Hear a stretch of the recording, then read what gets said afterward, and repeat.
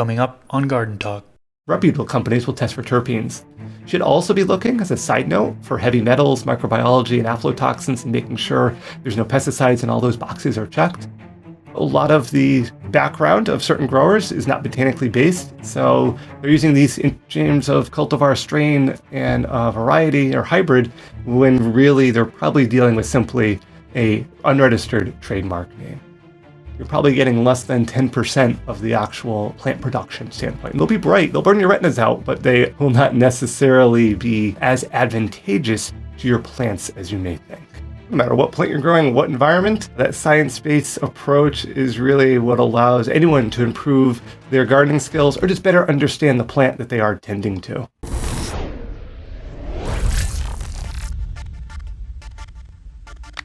What's up, everybody? For you that don't know me, my name is Chris, aka Mr. Grow It, and you're tuned into the Garden Talk podcast. This is episode number 68. In this episode, I interview Matt from DeBacco University. He has been gardening for 22 years, and he takes a more science-backed approach to gardening. He talks about a variety of topics in this episode and explains the science in a more beginner-friendly manner. Thanks to all of you who support this podcast through Patreon. If you'd like to support, you can do so by going to patreon.com/MrGrowIt. Before we get into it, I want to acknowledge that one of my goals for this podcast is to bring zero cost for information about gardening, all plants, to the general public. That being said, I'd like to thank the sponsors of today's episode who helped make that goal possible. Thanks to AC Infinity for sponsoring this podcast. They sent me over their grow tent, which has a canvas density of 2000D, making them the thickest grow tent on the market today. It has an aluminum plate that mounts your controller to the grow tent with a lightproof pass-through for cable routing. The frame has 50% thicker steel poles and carries 2 times more weight than the standard grow tents. Coupon code MrGrowIt will get you a discount on their products, and I'll leave a link to their website down in the description section below. And we are back. Welcome to the Garden Talk podcast. Today I am joined with Matt from DeBacco University. How you doing today? Doing well. Thanks for having me. Yeah, thanks for coming on. I think a lot of people know you. I actually had a large handful of people on my channel comment on my videos requesting you to come onto this podcast. And I think a lot of people really admire your science-backed approach to horticulture, right? So we're talking about really all plants, gardening, indoors, outdoors. You really go over a lot of that in your videos on your YouTube channel, and very detailed, very straight to the point, which I think I've seen some comments in those videos saying that people love the straight to the point topic videos. You do a really great job all around. So I'm really excited to have a conversation today and ask you some questions that are really backed by science. Always great to hear and help support that, because that's the one thing that does hold true no matter what plant you're growing, what environment. That science-based approach is really what allows anyone to improve their gardening skills or just better understand the plant that they are tending to. But before we get too deep into things, can you tell us a little bit about yourself and how you got into gardening? So I've been growing for the last at least 22 years or so. My claim to fame is giant pumpkins. So that's what kind of got me started and interesting in plant growing in general, because with a giant pumpkin, literally you can kind of watch it grow. They will put on average about a pound every hour. So once you kind of see that happen from a plant standpoint, you always just inquisitive of like, well, why is that happening and how can I improve that? I can get more pounds per hour or a longer duration for that. And of course, that led me into the science, which I also like to kind of read up on and look at, and making those connections, the photosynthetic process, the water, humidity, nutrients, how all that plays into it. The giant pumpkin is kind of in your face and allows you a great understanding of how your influences can impact the production of the plant. Yeah, it was the other day you actually sent me a picture of one of the plants that you had grown, one of the pumpkins, and massive pumpkin. I mean, what was it on, like a pallet or something like that? And was it like on a scale at the time or something? Do you always have it on a scale? Yeah, we've got to transport them by pallet. And way back about 7, 8 years ago, I purchased a 5 foot by 8 foot trailer to haul the pumpkins around. And now I had to buy a new one because that one won't fit the pumpkins anymore. So I've got the legalest, widest trailer you can kind of get. And that's kind of just part of the hobby. And as I say, that's usually a good problem to have, in the sense that when you're out growing, the containers for transportation always turns a lot of heads on the highway, and always get the thumbs up around the fall time. So just a nice way on a good year to end the season. That's incredible. Yeah. And I know a lot of things with pumpkins kind of relates to medicinal varieties that a lot of these growers do grow that are tuning into this content. I want to first talk about the naming convention in plants. A lot of people are using the word strain when really that's actually incorrect. Can you talk to us about properly naming plants, from strain to cultivar versus variety versus landrace, so on and so forth? So there's a whole official plant taxonomy and nomenclature is kind of the main term there. And it's like, well, how do we break that down? And a lot of these terms get tossed around, and because they heard it from someone that they may regard, they just keep tossing that same term around. And I think the one that you mentioned in particular, strain, and that is used quite a bit. And that really comes more from the microbiology, bacteria kind of naming a nomenclature system, but has been applied to all sorts of plants. And really that is kind of an improper term. Really, it's called the International Code for Nomenclature for Cultivated Plants. Is kind of one of the gold standards. It's abbreviated the ICNCP. They are the ones that really set the rules for naming any plant, any new plant. And a lot of those rules can get lengthy, can get very laborious, as how you write things, or what should be italicized in single quotes and all of that. But that's really what sets the standards. And some growers of plants have kind of disregarded some of those. So they use the terms like strain and cultivar and variety all interchangeably, when really they're not.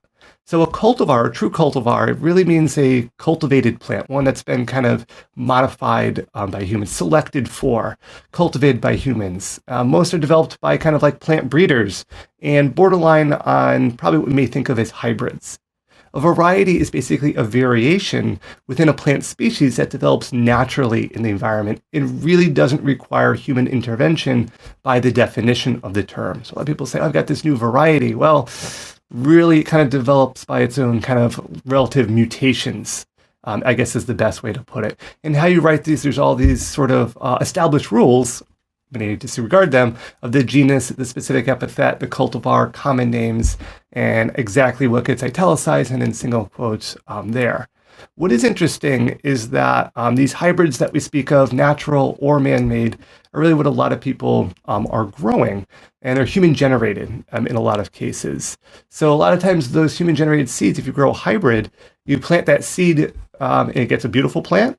You take a seed from that plant and grow it, and you get something that doesn't quite look like the original. Particularly, it happens a lot with squash. Put it in the compost pile, throw these rotted squash in the compost pile. The next year, you're like, I got my free squash. And lo and behold, they don't turn out anything like the original. So that kind of gives you an idea of a true, quote, hybrid. A lot of times we hear the term landrace used quite a bit. And landrace is really, that people might be more familiar with. I think the term should be used as heirloom. And an heirloom is just one of those open pollinated varieties that's been passed down from generation to generation and is very stable in that sense. And people will argue, oh, it's got to be 50 years stable, 150 years stable, 100 years stable. It's just, there's some variation there, but something that is probably going to come true from type.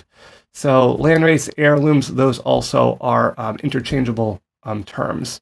With some of the plants we're seeing out there with all these crazy new names, and they get very well publicized, I think what we're getting to is really something in the borderlines of trade names or trademark names, or trade designations would be a great way to kind of context this. And really, for the most part, there is a registering process that you'd have to go through. But we're doing a lot of unregistered trademarks. And these are names that you say and people immediately make that connection with. They understand that. Oh, yeah, that's, it was grown here and then passed from here and went from the West Coast to the East Coast, or from the South to the North. But really, by botanical definition, unregistered trademarks is what we're referring to a lot of plant names by. but a lot of the background of certain growers is not botanically based. So they're using these in terms of cultivar strain and variety or hybrid, when really they're probably dealing with simply a unregistered trademark name. That's interesting. Yeah, I know I've improperly used the word strain for many, many years, and then I was corrected.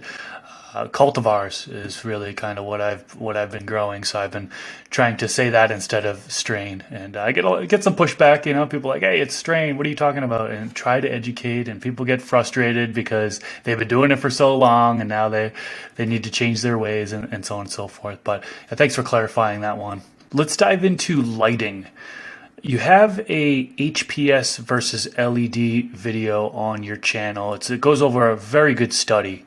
Can you talk to us about that study, HPS versus LED?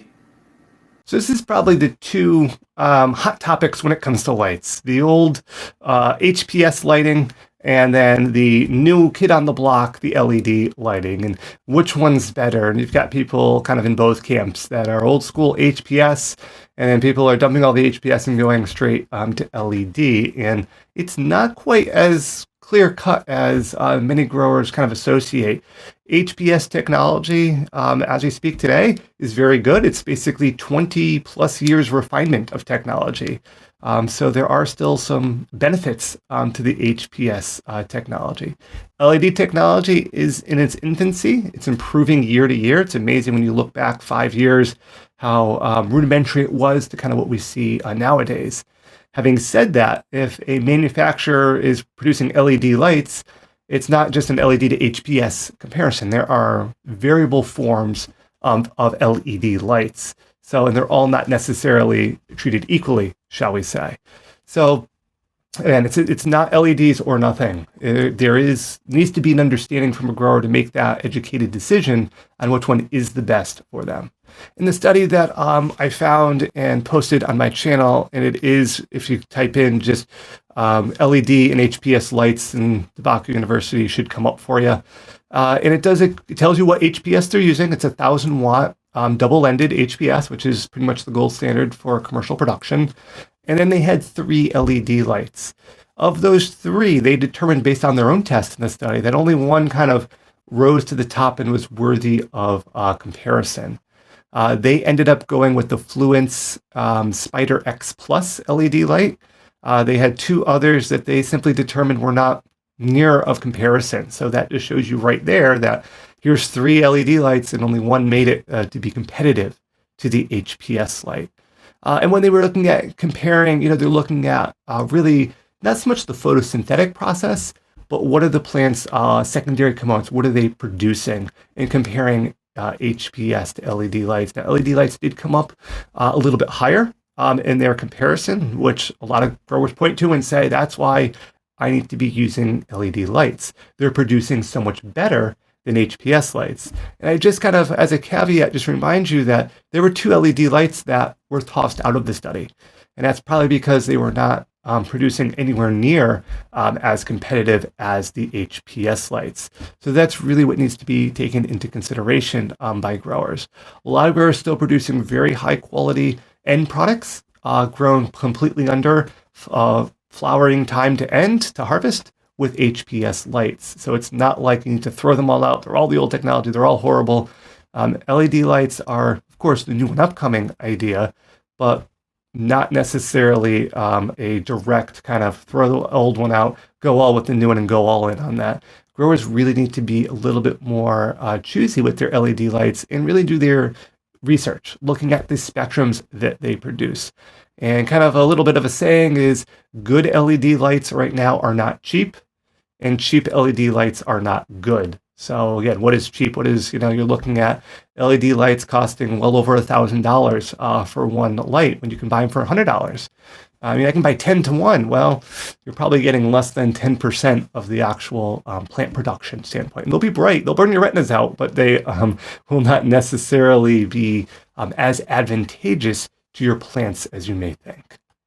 And there are other forms of lighting out there, right? I think one of the ones that people are still using very frequently is CMH Grow Lights. Can you talk to us a little bit about them? So the CMH, and that stands for ceramic metal halide lights.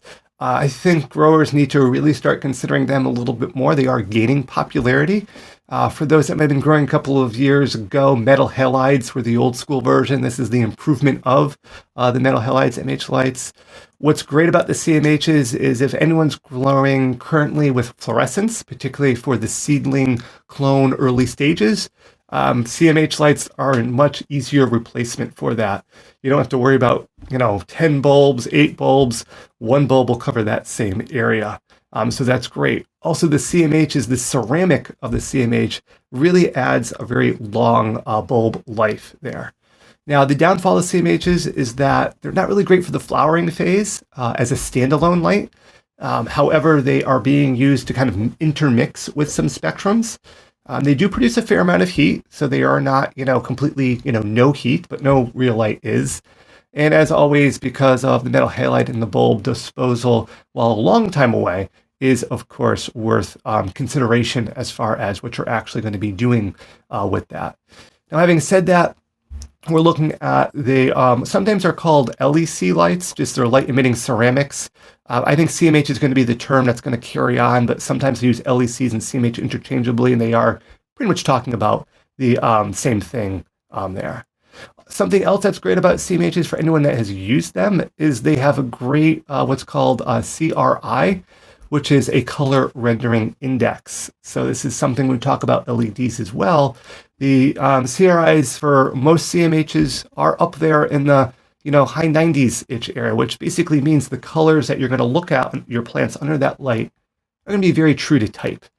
Versus HPS lights are going to have very much that heavy yellowish, orangish kind of tones to it. And that goes back to the LED lights. When I'm talking about LED lights, I'm talking about full spectrum LED lights. A lot of people think when they see LED lights, think of those purple high power lights. And those really wreak havoc on the eyes. You need to wear special glasses. It makes it very difficult to be able to go through and view your plants for disease diagnosis, for scouting purposes. And that is one great advantage of the CMH lights, is they have that high CRI index. Now, they do come very much in a 315 and a 630 watt. So a lot of growers might be thinking, well, I have an HPS light at 1,000. Well, why am I even going to consider these lights? And based on par readings, they do produce very high on par. So, for example, a 315 wattage CMH light, that's going to cover about a 3x3 flower area or a 4x4 veg area. And a 630 is going to be about a 5x5 veg or a 4x4 flower there. So don't let those smaller wattages worry about the small footprint. They still can cover quite a bit of square footage area. In addition to CMHs, there's a lot of bulb options as well. Most are lasting 20,000 hours and still producing over 80% of their initial brilliance, which is great. I'm personally a fan of the Philips Master Color 1, but there's a lot more coming on scene to be a little bit more competitive. You're getting a lot that are producing particularly spectrums, getting into more of a flowering light, more of a daytime light. So it's great. You just pop a bulb out, pop a new one right in, and it really allows you to keep the same fixtures, but also have the ability, even in flower, to produce some of that UV light and some of that far red spectrums that are very important for their full secondary compounds productions of plants. They allow the production of that, which is why they're being interested to mixed in with some HPS lights or some LED lights used throughout the entire grow cycle, but used kind of alone or singly in the veg cycle, and then using as that spectrum mix, because they're able to produce some of those wavelengths that other brands of other classifications of lights tend to struggle with. I know there are some studies out there with people who are using lighting and seeing its effects on trichomes. So for the plants that have trichomes, cannabinoids, terpenes, they're taking a look at what lighting can do for that. Cannabinoids, they get a bunch of acknowledgement. A lot of people talk about them. Terpenes, not as many people really talk about them or really focus on them or really test them as much as they do cannabinoids. So I want to get a little bit deeper into terpenes. Can you talk to us about terpenes? Sure. What are they? Maybe some of the common ones, et cetera, et cetera. So what are terpenes in the basic sense? Some people call them terpenoids as well. I tend to use terpenes. Most people I find use terpenes. It's the largest, most diverse group of naturally occurring compounds. So it is a very broad category, and we're covering all spectrums here. They are naturally occurring. They are chemical compounds, but everyone freaks out when they hear the term chemical. But they are naturally derived in the plant, naturally found in plants, and coupled in some animals as well. What they're really responsible for is the aromas, the flavors, sometimes even colorations associated with various types of variegation in plants can be based on terpenes for the plants. And the reason why plants produce them is they're the plant's response to like harsh weather conditions. That could be stresses such as high light or temperature fluctuations, and also predators, herbivores in particular. For what they do in humans, how they impact when humans consume them is different ways. We're still currently doing research on that because there are, quote, just so many of them. So how do we kind of go about classifying them? And this might get a little bit more into the science of things, but they're kind of initially classified from a scientific standpoint. It's kind of like the number of carbon atoms. So how big is the molecule? A monoterpene, I know a lot of people think monoterpene, they think, oh, it's got one little carbon atom, when really those monoterpenes really have 10 carbon atoms, and then diterpenes have 20, and triterpenes have 30. So it's kind of like, think about it as little packages of 10 carbon atoms. And those monoterpenes, a lot of times for medicinal purposes, you're looking at fragrances or repellent type properties.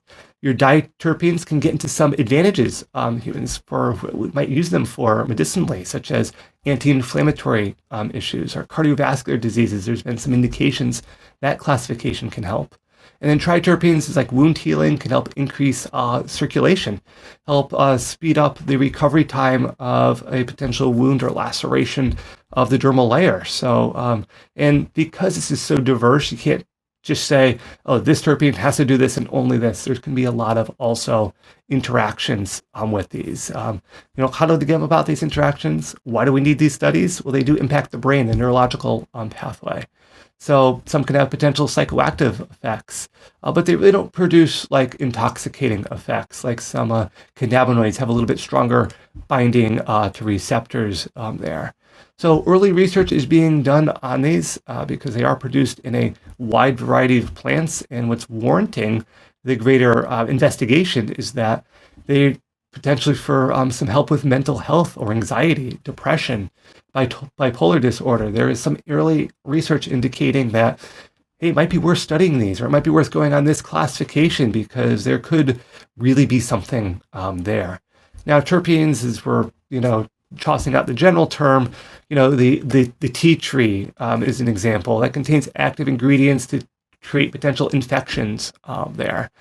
Citrus fruits, that's a very commonly associated, aroma or smell that you're getting. And some of those, like, for example, lemongrass, has that nice lemony kind of odor to it. And that is actually, while it smells, nice and lemony to us, it's actually the plant's response to repelling insects from feeding on it. Some have certain antimicrobial properties, antifungal properties.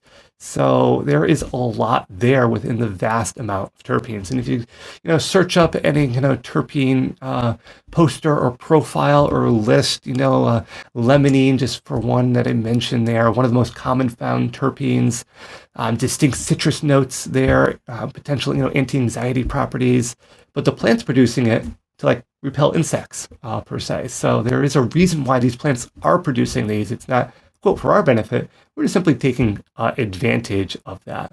Another common one, like the pinene, it comes from the coniferous forest. You ever walked into a pine tree? The coniferous, tree aroma, that is kind of that key scent there. And those may have antidepressant properties as well as a host of others there, and really comes down to doing that science there, doing that research, doing those studies, and that's really what's going to be important taking these forward.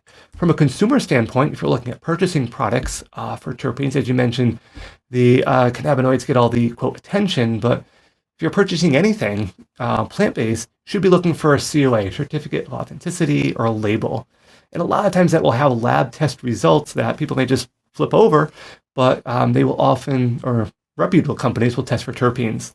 Should also be looking, as a side note, for heavy metals, microbiology, and aflatoxins, and making sure there's no pesticides and all those boxes are checked. but oftentimes there will be terpenes as well tested for. And that leads us to like terpene profiles, where you're looking at, okay, we'll produce this high of one. Well, how may that interact with another terpene?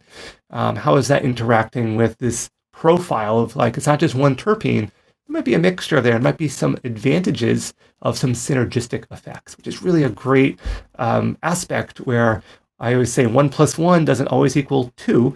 1 + 1 could have an additive effect and it could equal 3, where you're getting additional benefits that if you had consumed just one terpene and then just another terpene, well, adding them together causes this synergistic effect, kind of like a CalMag. A lot of times you don't just find calcium products or magnesium products, you find a calcium-magnesium product, and that's another example of a nutrient having a synergistic effect to increase its uptake in the plant.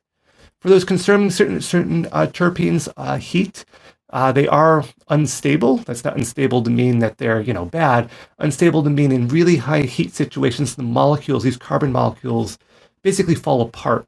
So if you're looking at adding a lot of heat to your method of consumption, that could really negatively impact the amount of terpenes you might be getting. You want to keep the heat on the lower end so you're not basically vaporizing or dissociating those valuable terpene molecules. And as everyone should be keeping, for those who are growing, but also using a log, just a little diary. It may sound a little old school, may sound a little basic, but just having an idea of, what profile did you have? What effects did you feel? Did you like it, not like it? And then you can start to find some commonalities and kind of go that route as far as what you might be investigating going further to help make something that matches your condition the best way possible.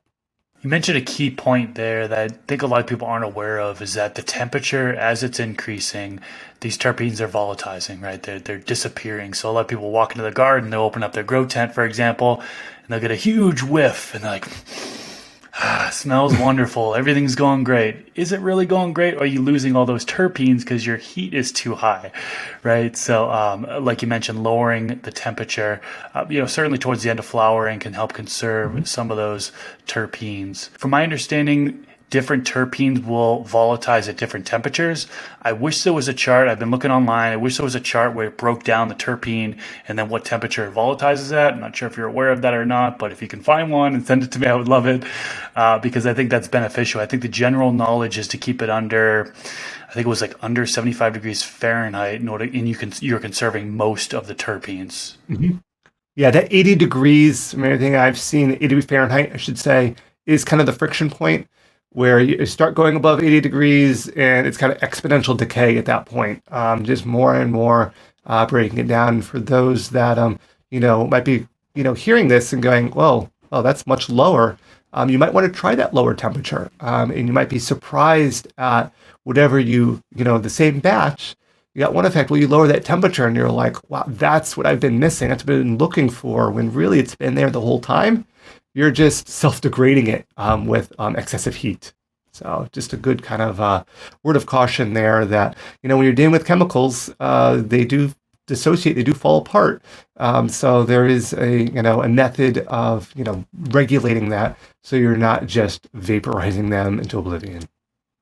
I used to run the low 80 degree Fahrenheit all the way up until harvest. And then once I started dropping it in late flowering to the high 70s Fahrenheit, I can clearly notice a difference. So definitely for those folks that are tuning in that are maybe running it at low 80s all the way up until harvest, maybe try the next round in the high 70s and see if there's a difference there. I certainly had noticed one myself. Now, is there anything that can be done while gardening in order to increase terpenes or cannabinoids? So pretty much, a lot of growers want the quote, the quick fix, and how can I maximize this? And of course, a lot of it is genetic. So if the genes aren't there, I don't care what you do to the plant, it's not going to really, help anything. But kind of going back to the previous point that we had mentioned is, the lighting. There is some great information coming out that, the importance of lighting is important for those plants to be able to maximize their, final output of total products there. And this is looking at not to say just a bright light, but the, intensity of that light does play into it as well. And the spectrum of light also plays into it. So, you just want to buy the miracle light that's going to, solve all of your problems there. That's where we're getting into more experimentation with different, light levels and spectrums of light. So I mentioned PAR earlier, which is referring to mainly that photosynthetically active kind of portion of the light spectrum. But as we're, doing more research and looking at more things, there's, wavelengths beyond that, just that simple, that PAR reading there. And sometimes what we're finding is potentially intensifying wavelengths outside of just that PAR might be advantageous there. Those ultraviolet light, which is kind of under that 400 nanometers or so, or that far red, pretty much talking about that 700 or so nanometers. And when we think of UV light, we think of purple coloration, and that is true. That's touching the UV light spectrum, but there are important wavelengths that are basically out of the visible spectrum. We simply can't see it. What's interesting is some bees can actually see those wavelengths, and flowers can look very different under UV light to a bee than we can. But there are wavelengths that plants are able to receive. There are receptors for these wavelengths outside of that range. That doesn't mean you go down to 200 nanometers or up to 1,000 nanometers, and your cell phone or radio waves are going to do something to a plant. Not necessarily, but really that 300 to 800 or so nanometers, when PAR is only 400 to 700, do play a role. And what they're doing is there are some CMH lights that are basically a high UV light spectrum, and they are recommending you only use those lights in your last 10 days or 7 to 10 days of flower. And what it's doing, that UV light is actually stressing the plant out. Now, the reason why you only want to use it for the last week or so is it's stressing the plant out in the sense it's not going to grow a whole lot more, but it's going to signal the plant to produce those terpenes, to produce those cannabinoids, to produce those secondary components quite a bit as a stress response. Because as I mentioned, the lemon scent, in lemongrass, that's really to repel insects. So you're kind of forcing the plant, stressing out a little bit to get it to produce the necessary compounds that you're looking to produce there. And I said that UV and far red light probably are the ones that are the ones to focus on. Now, some companies are coming out with lights with all these dials on it, and they say, you can choose your spectrum. You can choose whatever you want, high increase the reds and the blues and everything in between. And that's great. But I think this is a case where the lighting technology, the physical products, are getting ahead of the plant science. So knowing the best lighting spectrum recipe, some growers may call it, I would argue and say it's still being researched. I think we're seeing definitely UV light is showing an indication, but how much UV light, what spectrums of UV light, and for what duration, I would argue is still not well understood. Definitely, it does have an impact as well as far red, but what is the correct recipe? I really can't tell you. I would suggest experimenting, and there's continue to be experiments going on with that.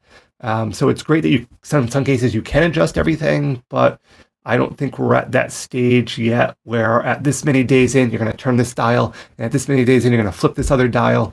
I don't think we're at that level yet, despite the technology being there. And it might make you feel good, well, I can change all these spectrums, but as far as increasing and what's the best spectrum, I would say still be debated, and science really is still looking at that, to be honest. I've heard about precision stress as far as triggering the terpenes and cannabinoids, and you already mentioned with lighting with it.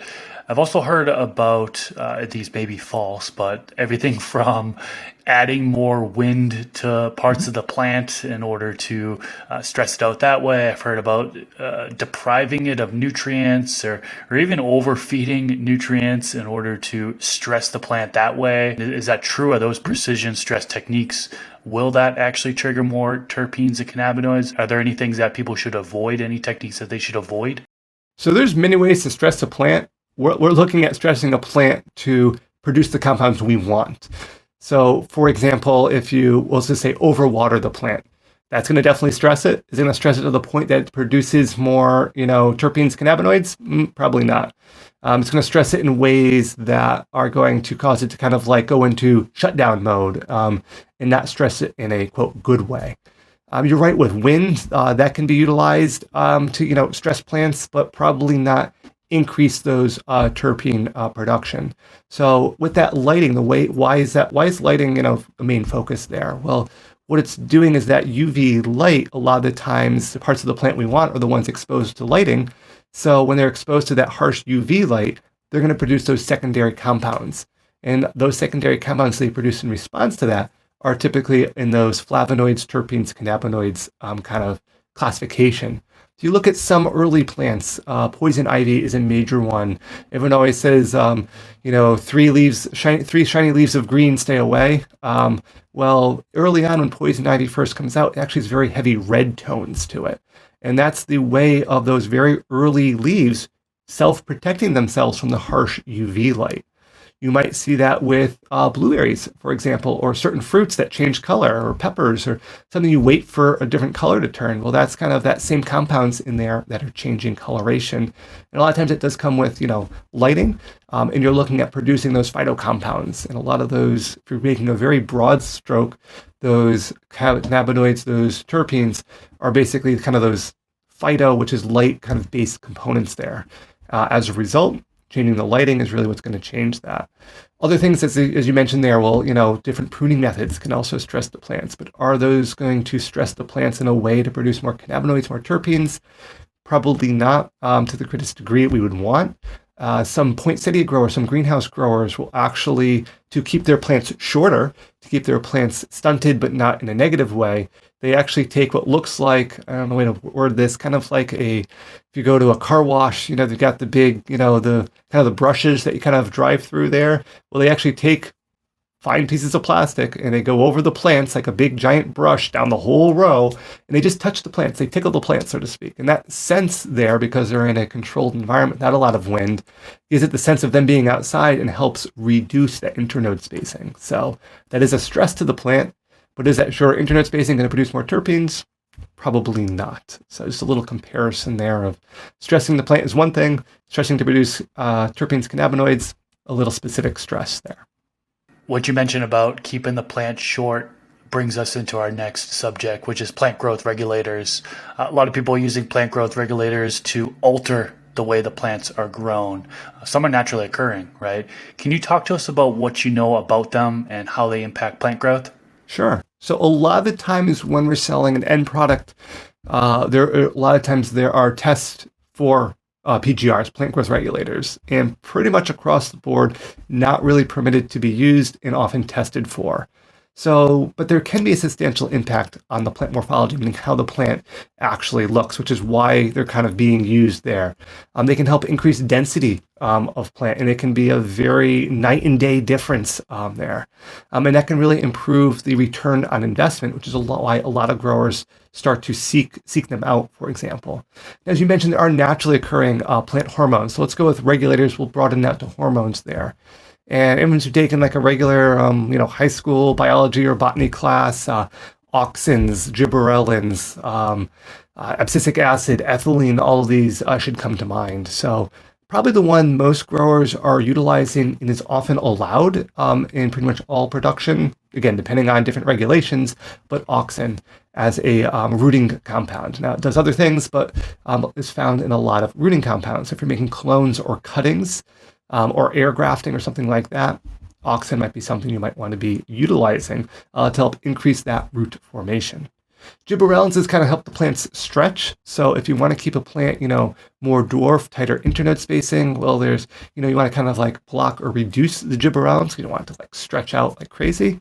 Abscisic acid is involved a lot in usually seed dormancy, keeping the seed dormant. So you don't want an apple to fall off the tree and immediately grow into another apple tree. There's abscisic acid in there to delay it from germinating because the offspring don't want to directly compete with the mother or stock plant there. And ethylene, most people, not even growers, are probably most familiar with. That's usually the ripening hormones. If you ever get that hard piece of fruit and you throw it in a paper bag and you wait a couple days and you pull it out and it's nice and soft, well, what you've done is you've basically condensed the ethylene, speeding up that ripening process. Originally, it was a big problem because ethylene is actually in very small amounts, a product of internal combustion engines, very small amounts. But they were shipping tomatoes from the West Coast to the East Coast and having an issue with them speed ripening. It was literally the slight exhaust from the truck causing those tomatoes to ripen much, much quicker than they originally anticipated. So something else to just consider there when we're talking about these impacts of these plant hormones. Now, can they be dangerous? Why are they testing for these? Well, it's often still debated on how dangerous or which ones are maybe more dangerous than others. But from a medical perspective, it's really best to avoid them, particularly the synthetic ones, whenever possible, simply because we don't know, I guess is the best way to put it. There is some indication that there could be some dangerous ones. There is the European Union, as well as the United States, do have some regulations there as far as what might be approved, what not might be approved, which ones they might be scanning for. Not approved for certain use in food products in the United States versus Canada and other regions. So there is some early indications that we would definitely want to proceed with caution when using PGRs and know where your end product might be going. If it is regulated, if it is tested for, try to find other means for obtaining the same plant morphology without utilizing those particular compounds. You mentioned ethylene gas. I want to bring it back to that real quick. Some of these medicinal varieties that folks grow, some they might be on a timeline and it may not be finished at that time. Now, I've heard a little trick is to place that plant next to tomato plants, for example, which are releasing ethylene gas to help with the ripening process. You also hear about don't put your tomatoes next to your bananas because that'll impact the bananas. It'll turn them a lot quicker. Is it true what I mentioned before about putting the tomatoes next to the medicinal varieties and to help with ripening? It will help speed up the ripening process. Will you necessarily get the full profile of cannabinoids and terpenes when you speed up that process? Maybe not necessarily, but you will improve it in a shorter duration of time. Another key example, which is flowers in general. There we had a flower display of, cut flowers for sale, and it was the only refrigerator in the area.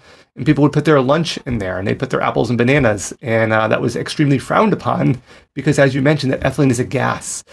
It does speed ripen anything. So you reduce the temperature and cut flowers to try to slow down the ripening. Well, if you add ethylene, that's going to cause an issue. Now, for the medicinal plants, adding a banana there or spraying with ethylene, anything like that, it could help with the overall ripening process. But you're really looking at timing it with that plant to also produce those compounds. So just because you're speeding up that peach or that nectarine, in the paper bag, it really didn't change anything. It just kind of, started to break down a little bit quicker. So my recommendation for those that want to speed up that process, that and still return on investment to be relatively high, if they are not adding it, I would recommend keeping your light PAR very high. And then also adding carbon dioxide enrichment there.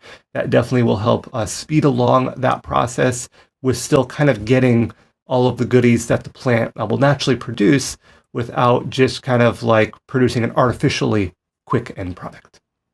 Okay, that makes sense. Let's move on to humic and fulvic acids. I think these are very underrated. I know chelation comes to mind when you talk about humic and fulvic acids. Can you talk to us about humic and fulvic acids? Sure. So basically, humic, fulvic, I'm kind of going to talk about them kind of one and the same. They are slightly different, but they're a breakdown of prehistoric deposits. So if you've ever used a true humic or fulvic acid, I know some come in liquid form, but the powdered form is kind of like a coal, a very, very fine coal if you haven't used it before. They're kind of sedimentation layers, and they are ground to a very fine granular type fertilizer. And it is basically really old organic matter. Not really, true coal, but kind of gives you that same coal-like consistency and kind of look to it. So again, in my channel, I've got a little bit of a research article looking at some of the production of utilizing some of them because they are typically used as a kind of in combination with other things, with nutrient treatments.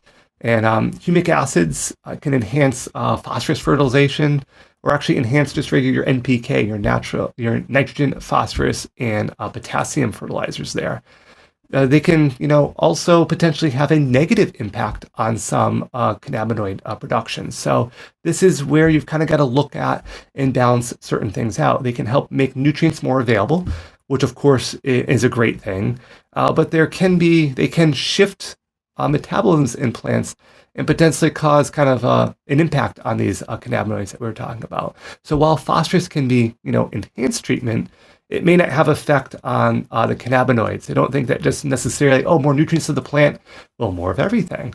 Not necessarily the case there. NPK supplementation may have an increased in the flowers, but can, impact other things, can impact, some of your other cannabinoid production there. So this is where I say, scientific studies are what's important. And what I try to do, again, in my channel is try to take some of these complex studies, because I know they're not everyone's great bedtime read, and try to break them down to the simplicities. You may not understand all the specific plant signaling interactions in there, but just what are some of the bigger pictures? And what I think it really makes some people think about is, some practices that they just hear people do and just assume they're making, potentially incorrect connections, as I said, with that. Great, more nutrients, plant available, perfect. That's going to be exactly what the plants need. I can use less fertilizers. Well, everything in moderation on there, because you can also have an impact on other things. They may not be, what you necessarily may have thought of. You can get a reduction in some of those final end products there because, quote, you're not stressing the plant out. To go back to our previous conversation where if you make it too easy for the plant, well, the plant's going to grow just fine, and perfect. And it's going to think, I don't need to produce those secondary compounds because I'm in a perfect environment. So those levels of stress, are key there. So I don't mind using humic and fulvic acids. They are used a lot in fertilizers and great for high stress nutrient applications, but just watch the amount that you're adding. More is not necessarily better, even though they'll often say you can add as much as you want. Humic acid isn't going to completely, growing in a pH of 2 or anything like that. But it is just something worth consideration that, yes, you can incorporate it. A lot of products do come with it incorporated, but just watch the amount that you add because more is not necessarily better in this case. Well said. Let's get into flushing. Controversial topic. You have several videos on flushing. What's your overall stance on it, and what's the best way to go about it? So I guess the most important part with flushing in general, and if you type, properly how to properly flush on my channel, I found a great thesis related to irrigation events, a doctoral dissertation. And, it goes through and it really provides a great kind of breakdown here of some options that they chose and why you would flush. So first off, I guess flushing in general, kind of what is it? It's typically done at the end of a flowering cycle to kind of flush away, and that's where it gets its name, the root zone of nutrients. Because if you overpack the root zone with nutrients and salts, that can have a negative impact on, flavors and aromas. You can reduce those, aromatic compounds by salts. And a lot of growers will tell me, well, I stay away, I look, make sure there's not a lot of salt, in any fertilizer I'm using. Well, from a plant standpoint, a botanical standpoint, a chemical standpoint, every nutrient is basically a salt. That's how they're plant available. We're not fertilizing with pure iron. We don't take, an iron nail and go through and file it down and, add iron filings. That's really not going to be plant available. So we're getting a lot of these compounds, not just straight nitrogen that's in the air we're all breathing. So why do they need nitrogen? Well, it needs to be in, our nitrates, our ammonias, things like that are plant available. And those fall into classification of salts. So just because it's not sodium chloride doesn't mean necessarily that it's not a salt. So they went through and they had controlled treatments. They did mild stress, they did moderate stress, and they just started to look at, dry matter, just a nice comparison there. And in any graph you're looking at, be mindful that you might see letters above these different bars. And for the statisticians that, they can get into the details, but for the lay person, just understand that if the letter is the same, even if one bar is higher than the other bar, if the letters are the same, they're basically the same. There's the variability means that they're basically the same thing, or they're statistically the same, I guess I should say. So when you see all these bars of high and low, look at all these differences. Well, the p-value, the letters are the same, then it's basically the same thing. So what the general kind of summary really is that there really is not any one method of flushing a plant. There's not just that one way that this is how you flush, and if you're not doing it this way, then you're wrong. And a lot of why all this variability? I hear about everyone doing it. Well, it also comes down to what media you're growing in. Are you growing in a soilless media? Are you growing in a rock wool media? Are you growing in an aeroponic media there? That's really where a lot of this variability does come in. How old are your plants? What are you fertilizing with? Are you fertilizing with more organic fertilizers or more chemically based? For the organic growers, organic-based nutrients, you might have to flush for longer. Those organic nutrients take longer to break down. Those chemical-based nutrients, which chemical is not bad, and a lot of people think chemical bad, organic good, not necessarily always the case. Those chemical fertilizers, they're going to flush much closer to their harvest time because you're going to be able to rid of those nutrients much quicker. And no one's really studied the exact, chemistry behind all the different flushings based on all the medias, or to get into some of the details, the CEC or cation exchange capacity that plays into it. Remember, just that goal is to reduce those nutrients in the root zone. You kind of want that plant as a stress to pull any last availability, break down those nutrients, produce those high aromas, produce those high aromatic compounds, and avoid some of the salt contamination, which can cause that. Now, another variable to the aspect, not to make people think I'm never going to flush again because there's just too much variables, but consider the water you're flushing with. Consider the pH, the EC or parts per million of that water. The purer and more pH neutral, the better. Because if you have a well water that has a lot of just natural calcium or magnesium deposits in there, a lot of lime in that water, you think you're flushing, I'm flushing with just pure water. Well, just because you didn't add nutrients, is it really pure water? So you want to consider that as well. And when you're flushing, am I flushing too early, too much, too little? I will say that if you're starting to see yellowing of the lower portion of the plant, nitrogen typically is that first nutrient that's flushed away. So if your lower leaves are starting to turn yellow when you're flushing, you're probably just flushing just a little bit too much because you're reducing that nitrogen, you're flushing that out, and that'll be the first nutrient to go. And that's kind of like a grower's warning sign that, hey, my lower leaves are turning a little lighter green, a little yellowish. That could be a sign you're a little aggressive on your flushing. And timing is very important. That's why keeping notes, keeping logs, very important in the sense of, depends what media you're growing with. If you're growing a soil base, if you're an outdoor grower, you'll be flushing for a lot longer than someone who's hydroponic, to kind of give you both ends or extremes of the spectrum there. Hydroponics, if you lose that nutrient, the plant's going to be devoid of it, very quick turnaround time. Soil, high buffering capacity, going to take a lot longer to kind of go through and flush those nutrients free from there. And that's really what comes down to knowing your substrate.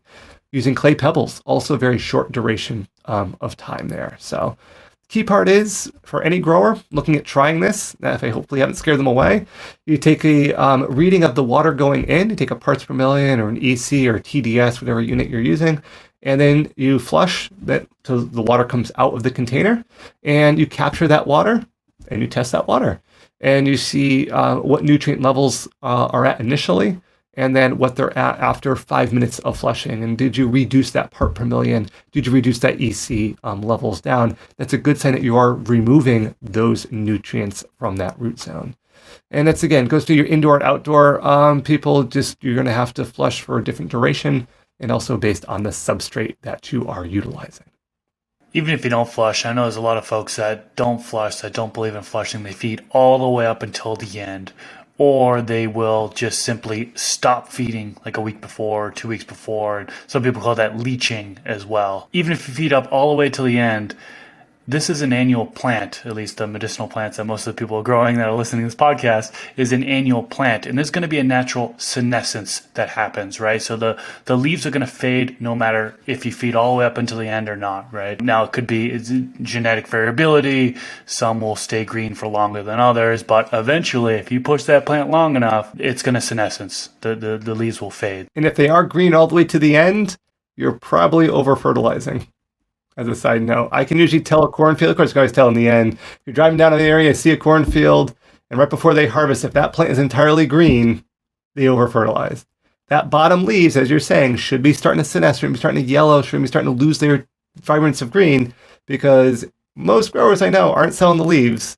They're selling the other products, and that's where you want those nutrients to ultimately go to. And a little senescence at the end is a sign you hit the nutrients just right.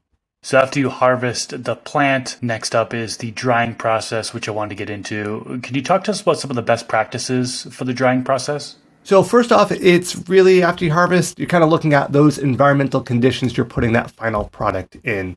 And in general, 60% humidity, 60 degrees Fahrenheit, that's kind of like the target temperature and humidity to go for. But there are other factors to consider. Air circulation is one. Maintaining good air circulation in any dry cure room is definitely important. Mixing the air vertically as well as horizontally. And that doesn't mean a fan blowing right on all the leaves, for 100% of the time. Just moving that air. Just be mindful of the environment. You walk in there, a little breeze is okay to feel. Not like speed drying, but just movement of air. And that's really important through the whole process, but especially early on. When plants are going to wick a lot of moisture early on, you want to be mindful of ensuring that you have control over that. When you're getting that moisture in there, that's also potentially going to impact your temperature or your means of controlling temperature, I guess I should say. And the general range is 60 to 70 degrees. We definitely don't want to be going much over 70. As we said, those terpenes, you don't want to break them down in the drying process. Some growers as low as 58 to 62 Fahrenheit being ideal. That I would just say to make it easy, 60% humidity, 60 degrees Fahrenheit, good target. But if you're plus or minus a couple degrees, don't automatically freak out. That general range is a key for temperature. Net humidity, some growers, target a little lower. That 55 to 65 is, again, that general range there. And it's important to maintain that particularly early on when plants are going to be wicking a lot of that moisture. In humidity, that isn't a humidity that we're talking here about, that end process. If you're early on the clone or seedling, you're looking at humidity levels 80, 90, 100%. So this is not a moisture content or humidity level you want to maintain throughout the entire grow cycle of the plant.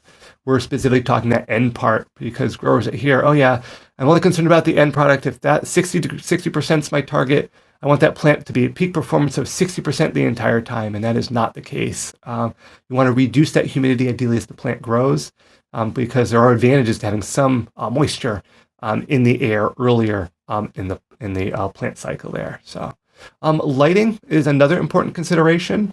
It should be dried in a dark environment, but this doesn't mean like absolutely no light. Ideally, yes, no light, but if you have to go into the room or do something, you don't need like a little candle light to be kind of like going through the room. You can turn a light on. I would not recommend any of your grow lights. You don't want super bright lights, but your regular shop lights are perfectly fine. You don't have to stumble through the dark to go get whatever you need.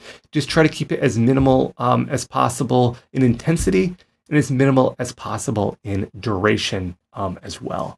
And with all these conditions that I've talked about here, the even air circulation, the 60 degrees Fahrenheit temperature, the moisture content around 60%, the minimum light, you want to keep those consistent through the entire dry process and cure process. You're looking at 1 to 2 weeks for this process. And a lot of the times, growers' environmental control systems will struggle early on, as I mentioned.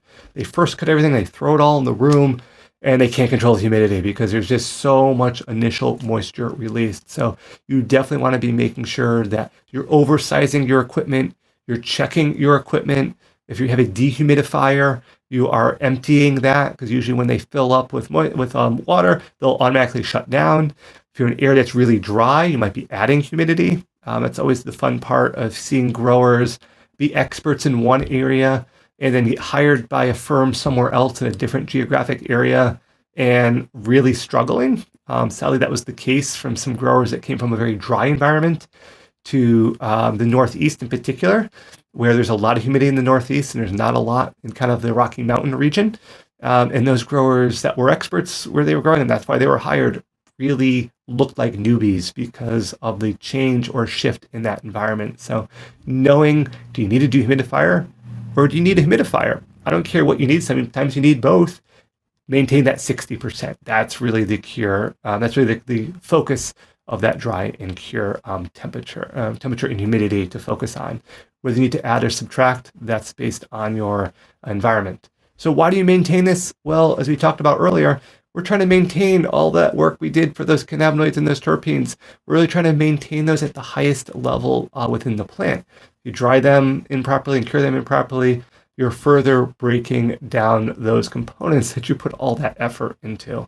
And if you're adding high heat, well, you're destroying them there as well. So you're trying to just maximize every portion of the process, starting with the plant to maximize the production. Once you cut that off the plant, there's your 100%. You can only go down from there. And your goal as a professional grower, drying and curing, is really to reduce the amount of percentage that you might be losing there. And then as always, you should be sending a sample out to get tested so you have something to show potential consumers there. And that's really a great way to kind of, prove what the plant actually took up, and good for the grower to know, hey, what kind of cultivar, what is this kind of producing as far as a terpene profile? Good for you to know, good for potential consumers to know as well. Now, after the drying process comes curing. Can you talk to us about some of the best practices there? So there's no one, kind of proper method. A lot of the environmental controls, that kind of end process, will be very similar. A lot of people grow for that, 62% humidity is kind of like the ideal. Most growers growing in some form of, I'll call it a sealed container type for that final curing process. And when you hear container, a lot of growers are thinking, well, I want to get, a big 5-gallon pail. Bigger is not always better in this case as well, depending on, if you're large scale, sure, 5-gallon containers would be fine. But really, those smaller, more controlled environments might be a little bit better.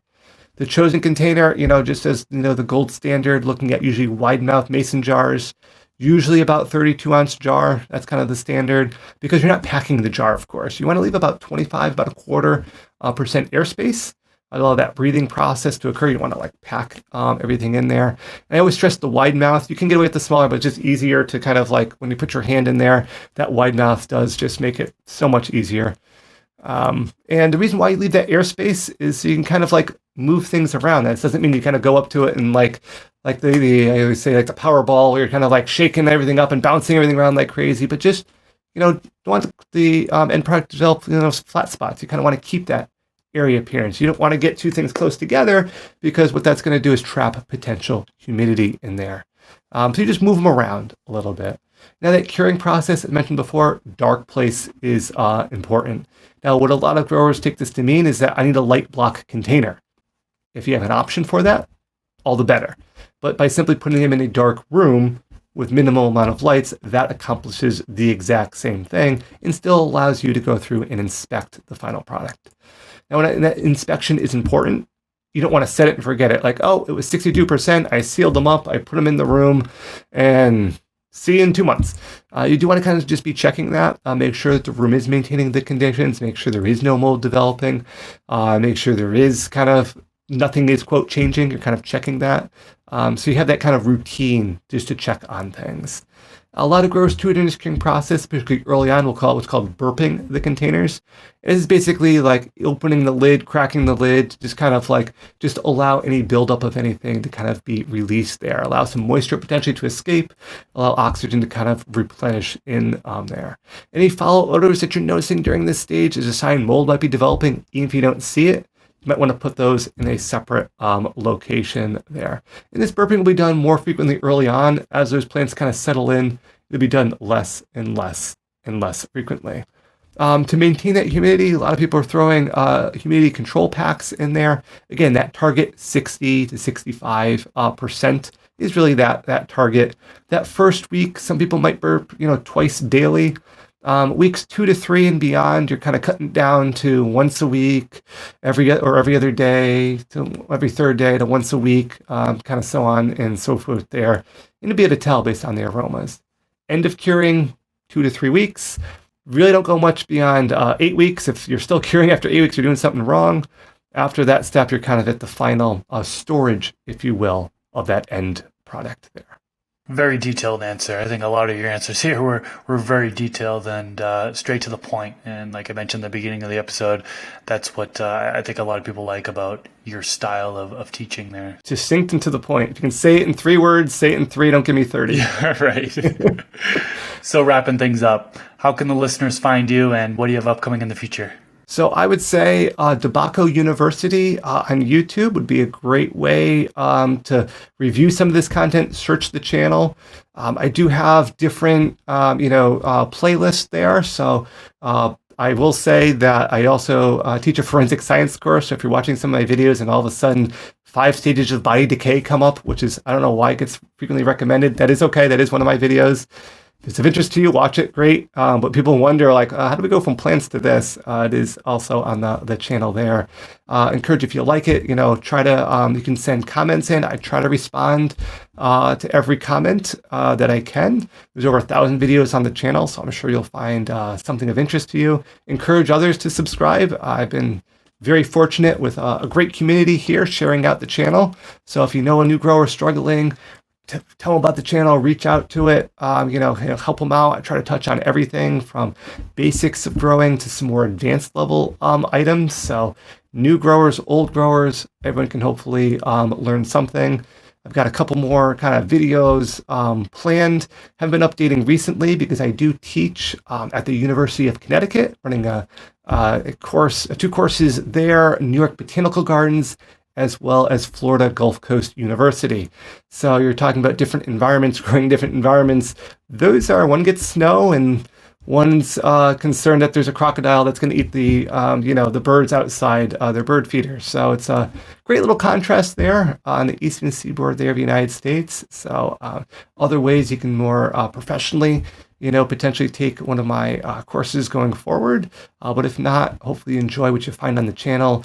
Like, subscribe, or at least subscribe, and be sure to tell others about the channel. It's much appreciated. Well, I'll definitely have a link to Matt's channel down in the description section below. And then if you're listening on one of the podcast platforms, just search for him. You'll find him on YouTube. If you enjoyed this episode, click that thumbs up button. Try to get as many thumbs up as possible. That helps with the YouTube algorithm in particular.